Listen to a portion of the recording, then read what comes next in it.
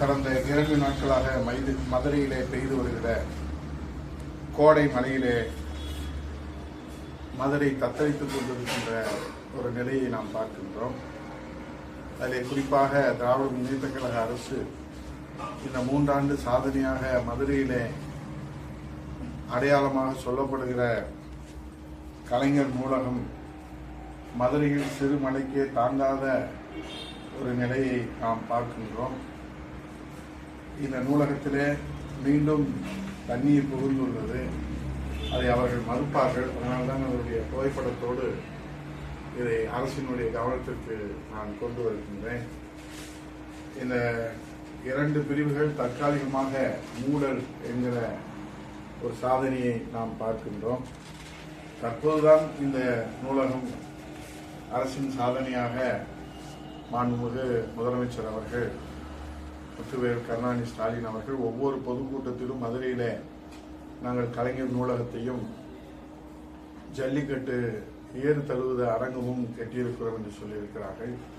கட்டிய ஜல்லிக்கட்டு அரங்கத்திலே மின்சார கட்டணம் அரசுக்கு செலுத்தவில்லை என்று பத்திரிகையிலே செய்தி வெளியான பிறகுதான் அங்கே மின்சார கட்டணம் செலுத்தப்பட்டது என்ற உண்மை நிலவரம் மாண்புமிகு முதலமைச்சர் அவர்களுக்கு தெரியுமா என்று தெரியவில்லை. அதேபோல கலைஞர் நூலகத்திலே இன்றைக்கு 2 பிரிவுகள் தற்காலிகமாக மூடப்பட்டிருக்கிற இந்த செய்தியும் மாண்புமிகு முதலமைச்சர் அவர்கள் அறிவாரா என்று தெரியவில்லை. ஆகவே கலைஞர் நூலகம் மதுரையிலே கீழ்த்தளத்திலே உள்ள பார்வையற்றோர் பிரிவு மற்றும் கலைக்கூடத்திலே 2 தினங்களாக பெய்த கனமழையிலே மழைநீர் புகுந்திருக்கிறது. இதனால் தரைத்தளத்தில் உள்ள 2 நூலக பிரிவுகளும் தற்காலிகமாக மூடப்பட்டிருப்பதாக செய்திகள் வெளியாகியிருக்கிறது. ஆனால் இது முதலமைச்சர் அவர்கள் அறிவாரா என்று நமக்கு தெரியவில்லை. இந்த நூலகம் அரசின் சாதனையாக பறைசாற்றப்பட்டது. ஆனால் சாதனை வேதனையாக மாறியிருக்கிறது என்பதை அறிந்து மாண்புமிகு முதலமைச்சர் அவர்கள் இதை சீர்படுத்த முன்வருவாரா என்று கேட்டு, அது மட்டுமல்ல, இது போன்ற மதுரையில் இருக்கிற மையமாக இருக்கிற அனைத்து இடங்களும் இன்றைக்கு நோய் தொற்று பரப்புகிற ஒரு சூழ்நிலையை நாம் பார்க்கிறோம். தொடர்ந்து பெய்து வருகிற மழையாலே காய்கறிகள் வாங்குவதற்கு மதுரை மாட்டுத்தாவணி மார்க்கெட்டுகள் நுழையும் முன்பே நோய்களை வாங்கும் நிலையை சீர் செய்ய மதுரை மாவட்ட நிர்வாகம் முன்வருமா என்று மதுரை மாவட்ட மக்கள் இங்கே வேதனையோடு தங்களுடைய கவலையை தெரிவிக்கின்றார்கள். மதுரை மாட்டுத்தாவணி காய்கறி மார்க்கெட்டை பொறுத்தளவில் தினந்தோறும் 10,000த்திற்கும் மேற்பட்டவர்கள் அங்கே ஆண்களும் பெண்களும் வந்து செல்கின்றார்கள், பொருட்களை வாங்கி செல்கின்றார்கள்.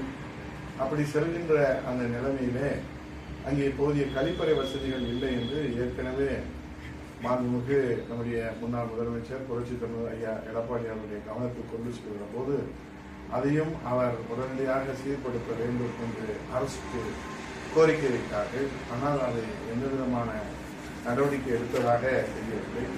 10,000த்திற்கும் மேற்பட்டவர்கள் வருகிற அந்த இடங்களிலே இன்னும் போதிய கழிப்பறை வசதிகள் அமைக்கப்பட வேண்டும் என்ற கோரிக்கை நிலுவையில் இருக்கிறது.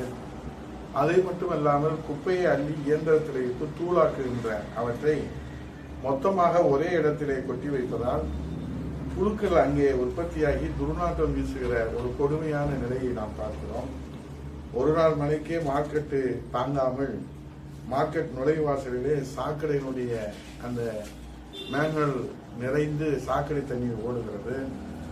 மழைநீருடன் கழிவு நீரை விதிப்பதாலே அங்கே காய்கறி பூ வாங்க வருகின்ற பொதுமக்கள் திருமணங்களுக்கு, சுப நிகழ்ச்சிகளுக்கு, இல்ல விழாக்களுக்கு, அதே போல ஹோட்டல்களுக்கு, இப்படி பல்வேறு நிலைகளில் அனைவருமே சங்கமிக்கிற ஒரு சங்கமம் தான் காய்கறி மார்க்கெட், பூ மார்க்கெட்.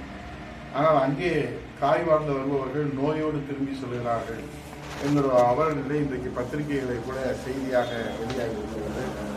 ஆகவே இன்றைக்கு அரசின் சாதனையாக மாண்புமிகு முதலமைச்சர் முத்துவேல் கருணாநிதி ஸ்டாலின் அவர்கள் எல்லா இடங்களிலும் சாதனையாக சொல்லுகிற மதுரை நூலகத்தினுடைய நிலை பரிதாபமாக இருக்கிறது.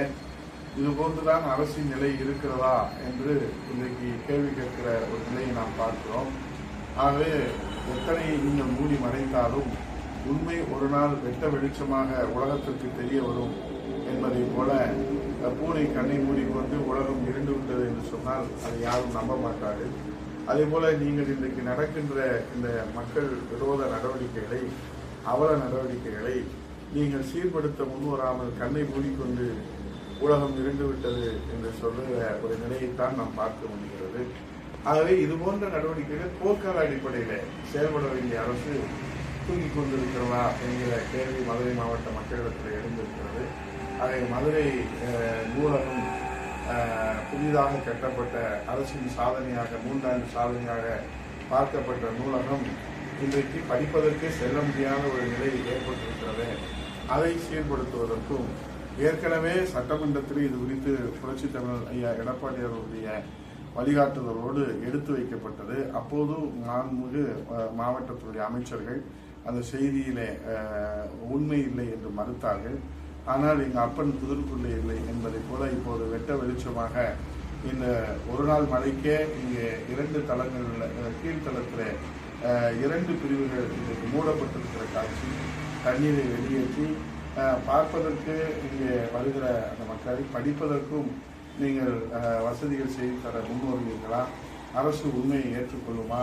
கள நிலவரத்தை, யதார்த்தத்தை ஏற்றுக்கொள்ளுமா என்பதை கேட்டு தொடர்கிற இந்த கோடை மழையிலே மக்களுடைய உயிரிழப்பு இல்லாமல் நடவடிக்கை எடுப்பதற்கும் என் அரசு முன்வருமா என்பதை மாண்புமிகு கழகத்தின் நிரந்தர பொதுச் செயலாளர், வருங்கால முதலமைச்சர் புரட்சித் தமிழர் ஐயா எடப்பாடியாருடைய வழிகாட்டுதலோடு இந்த கேள்விகள் எல்லாம், இந்த சந்தேகங்களையும், மக்கள் கோரிக்கைகளையும், மக்கள் எண்ணங்களையும், மக்கள் எதிர்பார்ப்புகளையும் இந்த அரசு முன்வைக்கின்றோம்.